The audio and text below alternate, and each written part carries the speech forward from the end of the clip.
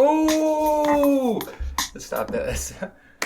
Yo, what? Welcome back, everybody, to the Please Listen podcast. If you've noticed, I have a couple of game consoles right here on my desk, and those aren't for show, right? I do game from time to time. The first one is a Nintendo Switch here. Most of my life I've been a Nintendo boy. I think the Switch is honestly one of the best consoles ever made. But I mean, let's wait until the Switch 2 comes out to see if it gets blown out of the water. You know, maybe it'll have, I don't know, maybe it'll have more buttons. It'll have just 8 more buttons that don't do anything, but it's more, so it's better. Maybe that's how it'll top the Switch 1. But I also have an Xbox here, an Xbox One. Now, listen, I'm not a part of this whole console war thing. The only thing I've used my Xbox One is primarily used for playing old Lego games that I have Xbox 360 discs of. I've been playing just a bunch of my childhood Lego games. I played Lego Star Wars: The Complete Saga. I made sure to complete a childhood dream of mine, which was get all the characters in that game. I've always wanted to have all the characters in that game, but I was a child and I sucked at video games. But I did it all. I got all the extras. I got like a 3,200 million time stud multiplier, and so I was able to unlock every character. So it's nice. It's like that's like a bucket list. Cross that off my bucket list, right? I also played some Lego Indiana Jones. And then the most recent one was the Lego Star Wars. It's called Lego Star Wars 3 because I think they released the first one, which was the I think it was the prequels, right? They did the prequels first, and then they did the original trilogy. And that was Lego Star Wars 1 and 2, and then the Complete Saga is 1 and 2 together. So then they had 3, which went over I think the first 2 seasons of Star Wars: The Clone Wars. I don't think I ever watched I feel like I did watch the Clone Wars because I had a fuck ton of Star Wars Clone Wars Lego sets.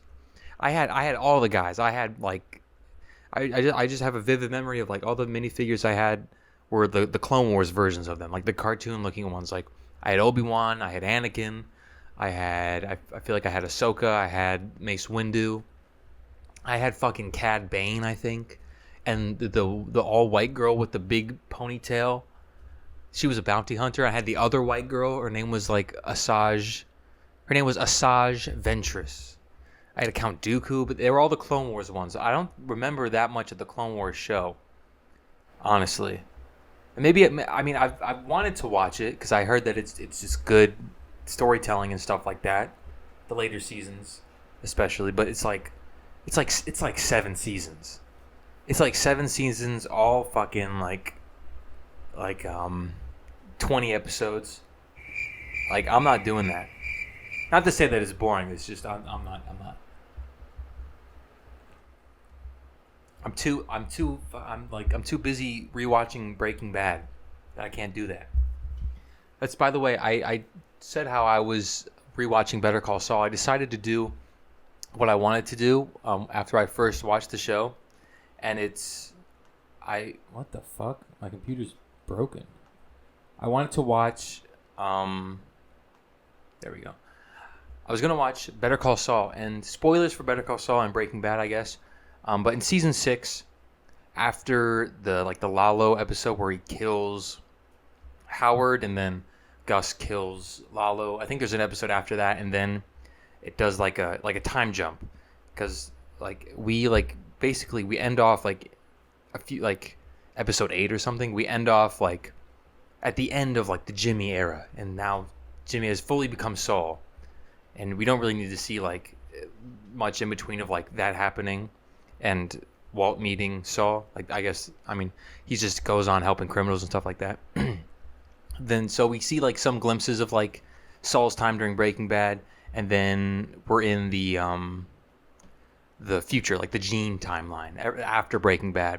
So what I wanted to do was I wanted to watch up to that point, then after that point turn on Breaking Bad, so it's like all like chronological, you know, like splitting up the 2 shows. I wanted to do that, so I decided that's what I'm going to do. And now I'm in the middle of Breaking Bad, and then I'm going to, after Breaking Bad, I don't think I'm going to watch El Camino because I rewatched El Camino fairly recently, just because. But then I'm going to finish Better Call Saul, and I'll have the full timeline experience of it. It's all chronological. Yeah. And I'm starting to realize, I think after my first run through of both the shows, I was kind of hard pressed to decide which I like better. But I think Better Call Saul is the better of the two shows. It's an age-old question. I feel like, I don't know, I feel like Breaking Bad, it has like,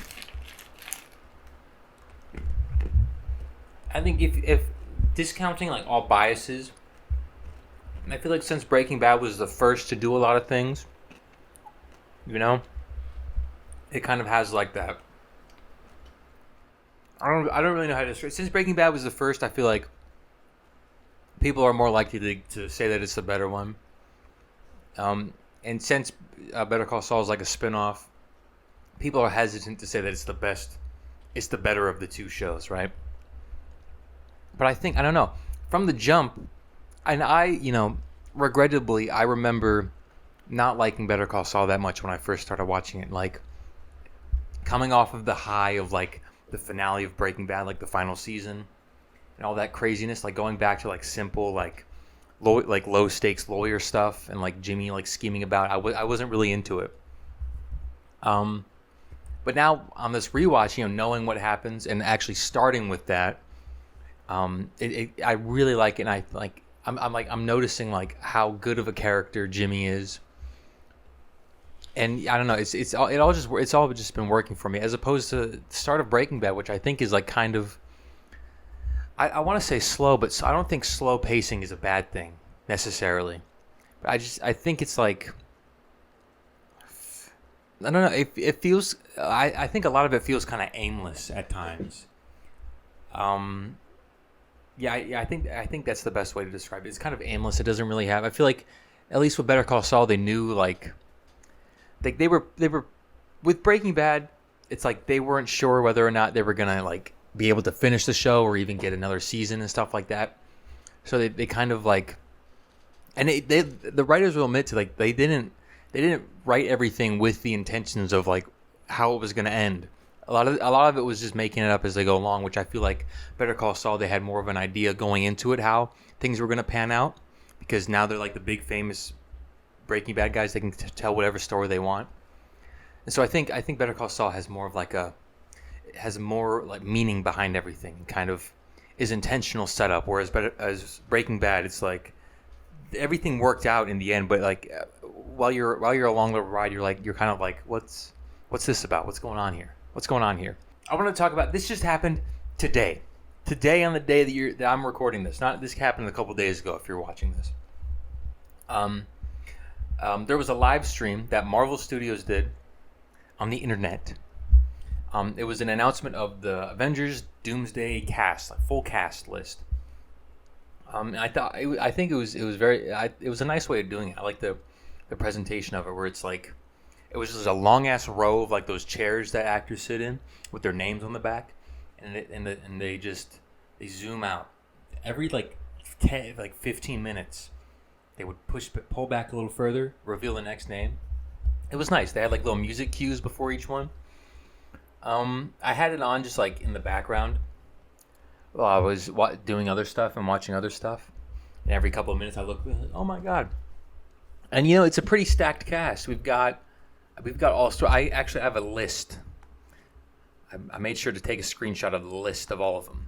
The Avengers Doomsday cast. We got Thor was the first one that they announced. Chris Hemsworth, which I'm glad to see Chris Hemsworth back.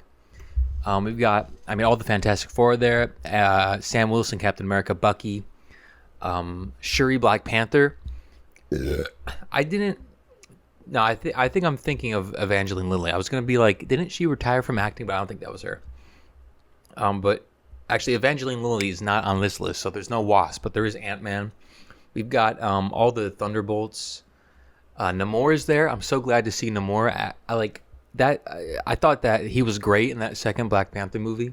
Actually, I really like the second Black Panther movie. That's one that I've like rewatched like multiple times, despite it being like such a long movie. I've seen it so many times. I really like that one. Shang-Chi's there. The Sentry, that was one that I was glad to see.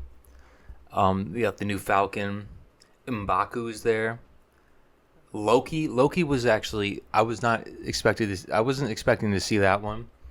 Mainly because I thought Loki season 2 was going to be like the end of his character, like he ended like out of like a good thing, but I can see why he would be involved in this story. And I'm happy to, I would honestly like I would be fine not seeing more of him, but I mean if he's coming back, I would like to see more of him. Like I want to see what they do with that. And then this is kind of like the big thing. They're bringing back all the or not all of them, but a lot of the old Fox X-Men actors. We've got Professor X, Patrick Stewart, Magneto, Ian McKellen, Alan Cumming as a Nightcrawler, the original Mystique, James Marsden as his character not his character from Sonic, as Cyclops, Channing Tatum Gambit, that one was nice, and then of course Robert Downey Jr. as Doctor Doom. I mean and also Kelsey Grammer as Beast. It's a pretty, it's pretty cool to have the Avengers, the X-Men, and the Fantastic Four all in one movie like this. It's kind of a big thing.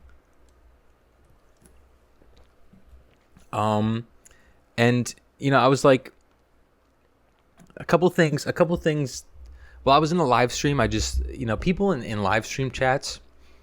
I think this is just like a universal thing. People who chat in live streams are just always so fucking stupid.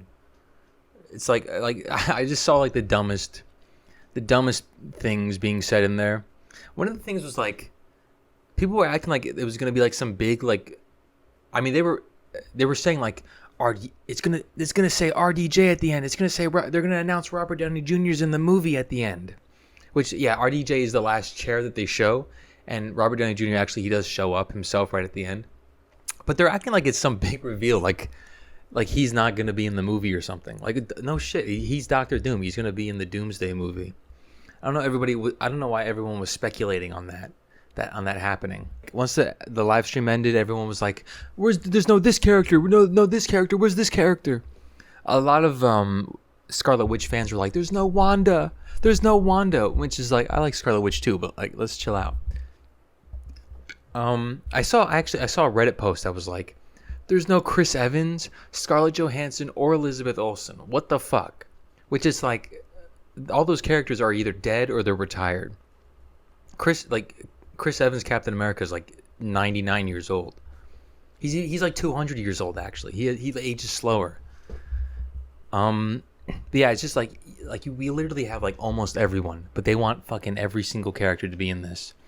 Although I was surprised, like I'm not complaining, but I was surprised to see that there was no Spider-Man, Doctor Strange, or Captain Marvel. I kind of thought that those three were like the big three, like to replace like Iron Man, Captain America, and Thor as like the three main people. I thought they were kind of like that, like obviously not direct stand-ins, and obviously there's a new Captain America, but I thought like they were kind of the equivalent to that. Because I don't know, they were like there's some, I think they're cool characters, and I think they're some of the most iconic ones, in the post Endgame world. But I was surprised that they weren't going to show up. People are saying that this is definitely not the full cast. I mean, I have no opinion about it really. If Spider-Man and these other guys, they don't belong in the narrative, I'm not gonna fucking bat an eye. Because they'll definitely show up eventually, if it's in the next one or if it's like right at the end of this one. I was also surprised to see that Monica Rambeau wasn't listed there. Because I thought, with the Kelsey Grammer thing and all the other X-Men, my prediction for this movie is that it's gonna just be like an incursion between two or more universes, and one of those is gonna be obviously the main one, and then like the X-Men one with. I assume it's the X-Men universe that Monica Rambeau ends up in at the end of the Marvels. And it's like because we saw that there's Kelsey Grammer Beast. I don't know if it'll be the same one from those Fox movies, or it'll just be like a basically the same one, but things are like slightly tweaked. Because I mean, Cyclops is dead, and so should. Well, actually, Professor X is alive at the end of X-Men 3. I don't know. We'll see when it happens. I just thought if that was gonna happen, I felt like Monica Rambeau was like a. I mean, she was gonna have something to do with it because she's universe hopped. She doesn't belong there, you know. Maybe it's because, I mean, no hate, but maybe Tiana Paris isn't as big of a name as everybody else that they announced. I don't know. But yeah, they got, I mean, the full fucking Fantastic Four. This is like it's super cool. I mean, just seeing all the. I mean, we could have guessed all the people that were in it, but it's pretty fucking cool. Wait, fuck. It's pretty cool seeing all those guys in there. Sorry, I had to find my applause thing. And like seeing a lot of these characters that we haven't seen show up since their first thing, like Shang-Chi. I mean, that looks like he's the only one that's. I mean, I guess seeing Shuri again, that's nice. Fantastic Four, I mean, we'll only have seen them once after their movie, but it's pretty shortly after, so it's not as big of a time gap as like someone like Shang-Chi. But yeah, I'm excited to see this movie. Obviously, I already talked about it when I was looking at the concept art, which is apparently not real. The Russo brothers said, which come on, guys. Like, you could just say like we're not going in that direction, but don't deny it. Don't you fucking dare deny it. Anyways, real quick, I want to cover Daredevil, Born Again, episodes 5 and 6. Double feature, like they did with the first two. I see why they put these out at the same time, because episode 5 is I don't want to say filler, but I will. Episode 5 was fucking filler. That shit was filler. No, it was a good self-contained. Spoilers, by the way, for Daredevil Born Again. It was pretty much like a self-contained episode. It didn't really have like that much relevance on like the overall plot. It was just a bank heist that Daredevil he finds himself caught up in. I mean it does serve kind of a narrative purpose of like pulling Matt back towards vigilantism when it's like something's happening like right in front of his face. Like you can't really ignore it at that point, because then he's just like being like irresponsible with the abilities that he has. I think the big thing about this episode was that it had a big cameo with Kamala Khan's dad, the father of Miss Marvel.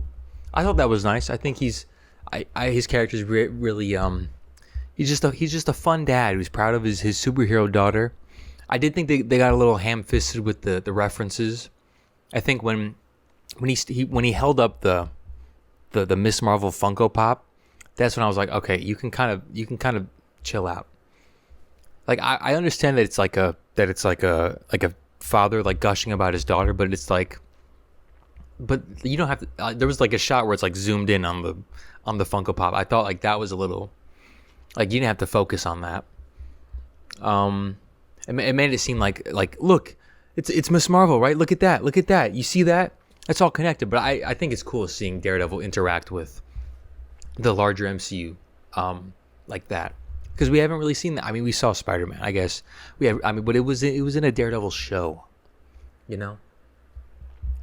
I've seen people say two completely different things about this episode, relating to like how the show was reshot and stuff like that.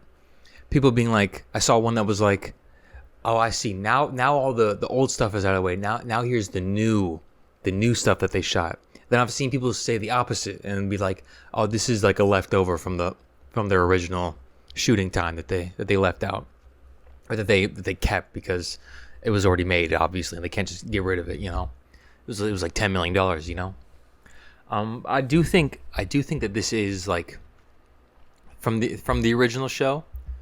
I think there's only like There's a reference to like Matt's past, but I think it's 80 yard because I don't think you see like Matt's lips or face when he says that.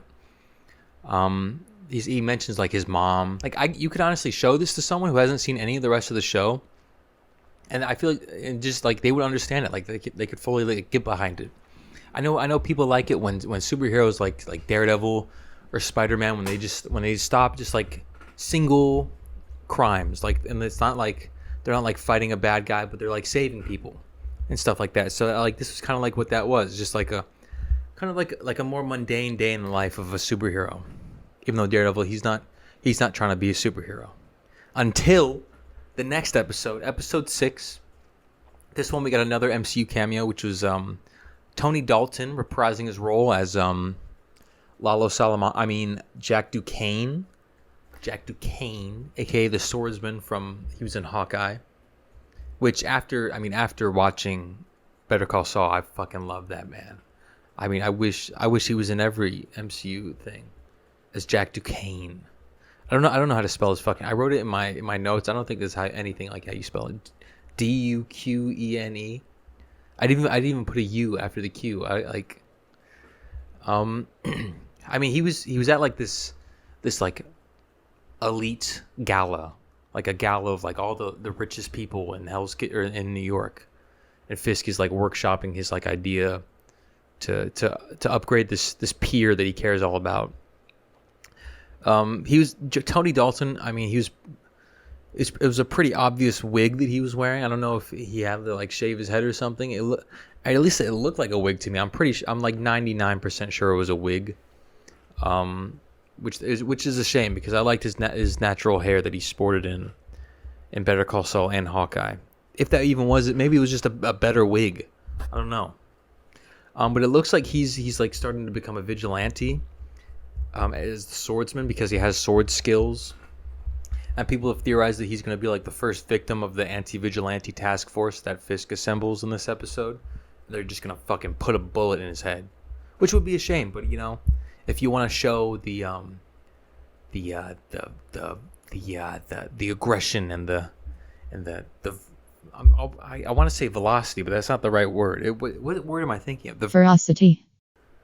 I don't know what fucking word. The ruthlessness of the anti-vigilante task force. I think that's the way. Just fucking kill. Just kill Lalo Salamanca. Just shoot him in the neck. Please. Get Giancarlo Esposito's character, because he's in the MCU now. Get him and just redo that scene from Better Call Saul, but they're playing their MCU characters. Do that. This was the Muse-centric episode, which I thought Muse is pretty cool. He's kind of like, I mean, he's got a cool design. He's got a cool gimmick. I think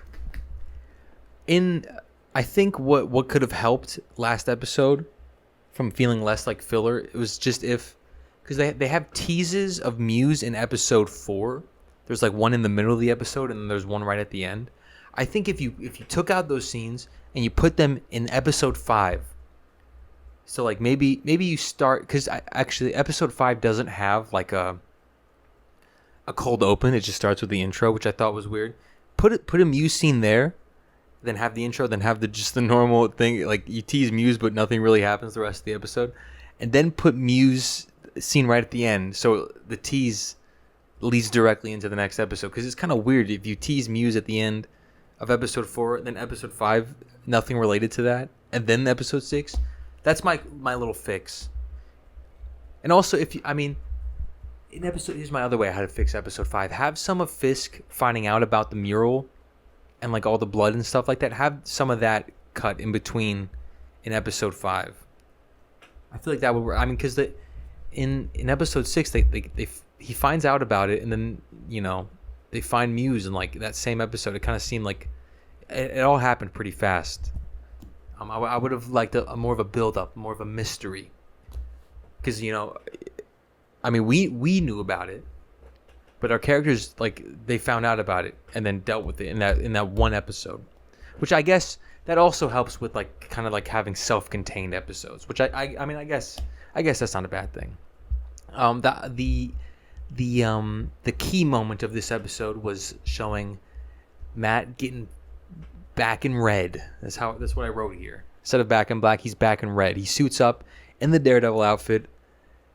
Once again, he literally says, I thought this was a great moment. He literally says, fuck it. And he puts on the suit and he goes and he saves Hector Ayala's niece from Muse.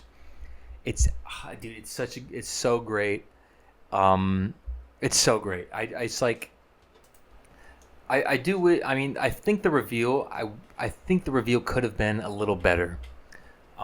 Because it has Matt goes, he calls the policeman, he's like, fuck it, and then he goes to his rooftop, he unlocks the thing, but then it cuts to like a vertical, it's like kind of like a side view of like buildings, and Matt's running and swinging across them. I feel like you should have at least had like a hero shot where he walks out on the rooftop with the suit on, and you like pan up, like a basic shot like that. And then you cut straight to that. I feel like just that one scene in the middle, just so we got like a good look at Matt in the suit, fully suited up. And maybe there was something like that, and then they took it out because we have a hero shot in episode 1 of him in the suit, and it's not. And like now we already know what his suit's gonna look like, what his suit looks like. Whereas I think in the original show it would have been the first time seeing the suit. But the fight scene, there's 2 fight scenes actually. After having a few episodes without much action, we have 2 fight scenes intercut between each other. It's Daredevil fighting Muse, and then it's Kingpin fighting the Atom, which is the guy that he has locked in his cellar or something like that. And they're both they're both so fucking cool. I know it's like people have been complaining and criticizing the show for not having that much action. I don't think saying that like there's not a lot of action is a good criticism, like, because that's not a bad thing objectively, right? If they did have action and it was like poorly made, that's a good criticism. But if they don't have action, you can't criticize the show for something that it doesn't have, right? Unless that thing that it doesn't have is like good acting and storytelling and something like that. But seeing the action, like it's just so great, and it's like Matt's like doing all sorts of flips and like crazy shit. He's doing stuff with his billy club and like shooting like grappling stuff, which is like a lot of which they couldn't do in the original show because of the budget. And I don't know, it's so great. Right after I watched it, I went and I rewatched the fight scenes right after that.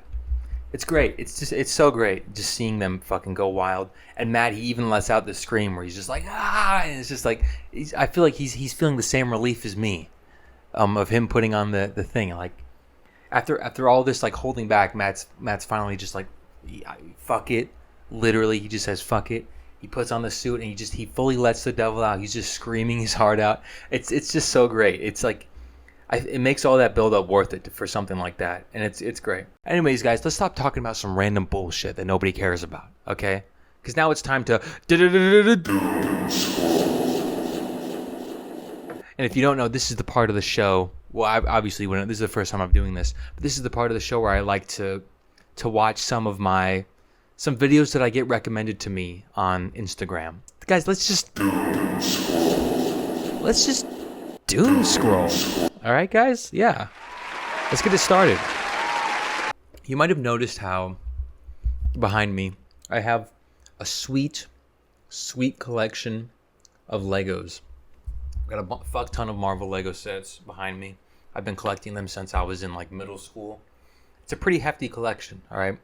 I know you can't see it. There's 2 more shelves above this one that's behind me. I'm a big fan of Lego sets. I'm trying not to say Legos because I know it's not grammatically correct. So I sometimes get Lego related posts, like mocks and stuff like that, or like new sets coming out in the summer, in the spring and stuff like that. Sometimes I get like custom figures. I think for Marvel especially, there are some characters, even a lot of that are popular, that don't have any figures. Which can I just real quick? Can we talk about the fucking the disparity between Star Wars fans and Marvel fans when it comes to how much Lego, commends them, like how much Lego provides for them. You go to the store, Lego Star Wars. Star Wars fans have so many Lego sets. They make like 50 Lego sets a fucking month of Star Wars, like multiple. They keep remaking like the Millennium Falcon and the Death Star. They're doing like every scene from every show that they have. They got fucking Bad Batch sets. They've got sets from the animated Bad Batch show. Meanwhile, Marvel shows, all they get is like minifigure series. Like we don't like. I don't want that. Give me full sets, dude. Like we still don't have any MCU Daredevil sets or figures. No Kingpin. It's fucking bullshit. Like they just, and it's like there are way more Marvel movies than there are Star Wars properties. Like you have like infinite stuff to do there. Anyways, I digress. Point is, sometimes you gotta customize your figures if you want to have someone that's like accurate to a certain look or a certain character in a movie that hasn't been made. Hence, this account that I found. This here says how to build Nick Fury without using Lego Nick Fury. So Nick Fury does have a few figures, but this person is making like a custom one that doesn't use any of the Nick Fury parts. I guess maybe for someone that doesn't have any of the Nick Furies. Couldn't be me. I've got one. It came with this tower. But let's watch this, guys. Let's see what this one is. So yeah, they put the pieces together. I don't remember Nick Fury being white. And okay, this actually puts it all together. That actually makes it all. Here's the finished product, by the way, Lego Nick Fury without any Nick Fury parts. I think it works pretty well. Keen-eyed viewers, eagle-eyed viewers will notice that this doesn't look anything like Nick Fury. But maybe that's just a one-time thing. Maybe they just didn't have the right pieces. Okay, let's try another one. This is the character of OB, which is Ke Huy Quan's character in Loki season 2. I love the character. Wish I had a minifigure of him. This guy's got my back. All right. How to build Lego OB. Okay, we start off with the legs. Oh, okay. I don't remember him wearing a sleeveless yellow shirt. Okay, the head isn't much better. He doesn't have brown hair either, I don't think. And a stick. Wow, that's This one I mean, I like this one a little better. At least he's, at least he has like he doesn't really look anything like him actually. Maybe let's just watch another one. This is okay, here we go. Lego Penny Parker from the Spider-Verse movies. Let's see what this one looks like. Into the Spider-Verse. Okay, short legs. They are a child, so okay. Okay, this one's long. Okay, I guess she does have kind of longish hair. This one, don't love that one. Don't love that one, honestly.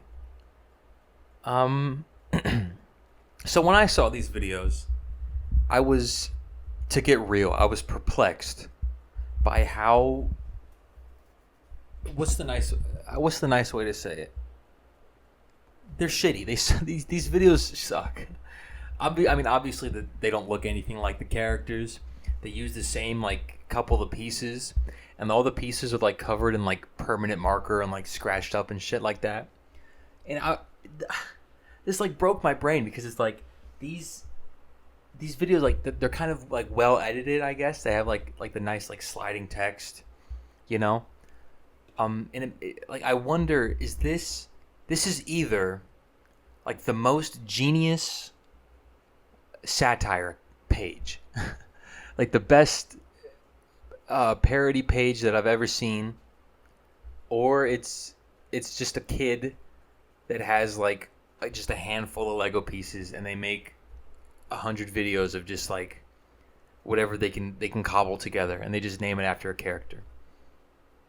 It's one of those two things. I feel like it's the latter because in their description they have an account added, like linked, and it's like another Instagram account, and it's like this other Lego guy who's like this professional guy, and he makes videos of like doing custom ones, and his customs are actually like they actually use more than 15 pieces. It's like 15 different pieces.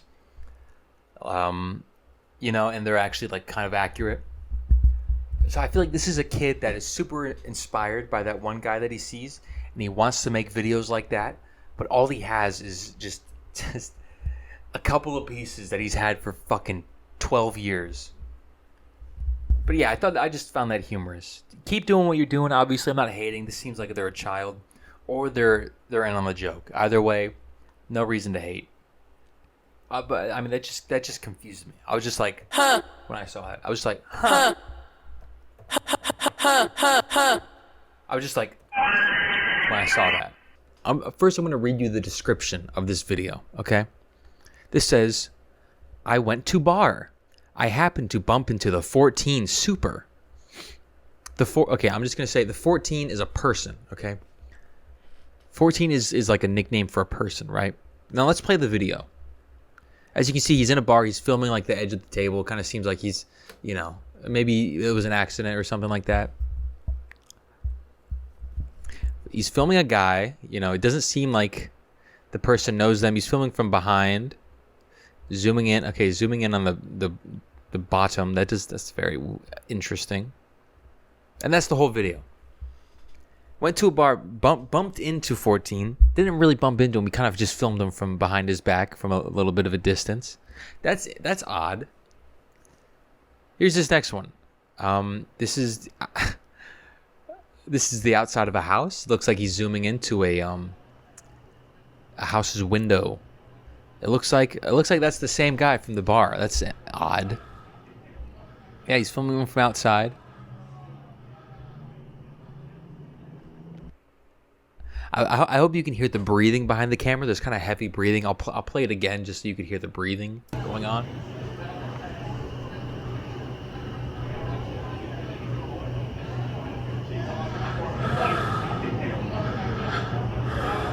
Yeah, okay. This next one.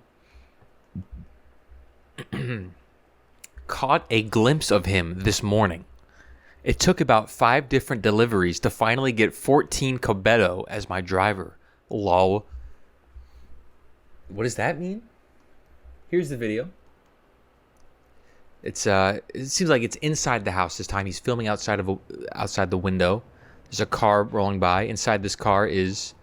Oh, it looks like it's the same guy from the other 2 videos. Once again from a distance, and it doesn't seem like the subject in the videos notices that they're being filmed. If you haven't picked up on it yet, it seems like this person, this camera guy, is stalking this man, this kid, this number 14. It looks like the person that's being filmed. His name is Jack, and I think they're like a NASCAR driver or something like that. I don't really know. They just say a lot about like racer, and number 14 I think is like their driver number. The one more I got to show you. This one, the description says, "I went to the bar tonight and ran into 14 Racer. What a great surprise." Here's the video. Let's see if do they run into each other. Okay, they're just filming the floor. Oh no, okay, it looks like they're filming them from a distance once again. Interesting. It just like, obviously this is like weird, like filming them from like far away where they don't notice it, and like the captions acting like, oh, we keep happening to bump into each other, as if this is not like a concerned effort like of following this person and filming them in everywhere that they go.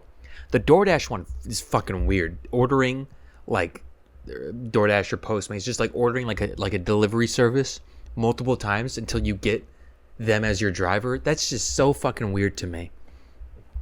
And like this one genuinely, like it kind of worried me when I first saw it. I couldn't believe what I was seeing.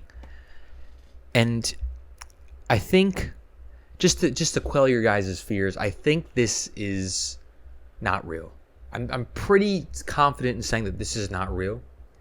For a few reasons. If you go on the account Well, one, because it's fucking crazy. I know people get stalked in real life, but this is like kind of like the profile picture is like a really old looking guy, and they're only following the only person that they're following on Instagram is Megan Fox, which I feel like is like a joke, just to make this fake guy seem kind of creepy. And there are other videos on the account of like screen recordings of like Instagram posts with this person that they're following, this number 14, and the videos are super like blown out and like fucking bass boosted. They're like deep fried to hell, and I feel like it's made to seem like a boomer, like not knowing how to use technology, but it's like taking it to like the next level to where it's like intentionally, like you can tell that it's intentionally a joke, you know. And there's also another one. They have a post of like this. Sometimes they've met the person, and there's one post of them like sitting. They're in like a Chili's or something. They're just sitting in like a booth in the restaurant, and there's a picture of the Jack guy who's in another booth, and the caption says like, it says something like, "Look at my kitten. Alpha's here to save you," or something like that. And I don't think an old guy like that would be using that kind of terminology. So I think it's they kind of gave away their hand there by like upping the silliness of it and the creepiness of it to that degree. So I think I'm thankfully I'm pretty sure that this isn't a real account, but it's still fucking crazy to see. You see one post like this. I think the first one that I saw was this last one that I showed of the bar. I think it's pretty crazy to see just on your For You page. This does not have a lot of attention. This has like not that many followers, not that many likes. It's not like a popular like mythical real account, right? Anyways, yeah, that was my For You page, guys. That was my Explore page, my Instagram reels. I hope you liked it. Let me know if these lives up to the expectations that I set. I'll do this every now and then when I have a good curation of videos. Anyways, we covered a lot of ground today. I think we did pretty good. I guess there's nothing else to do except walk off. Yeah, so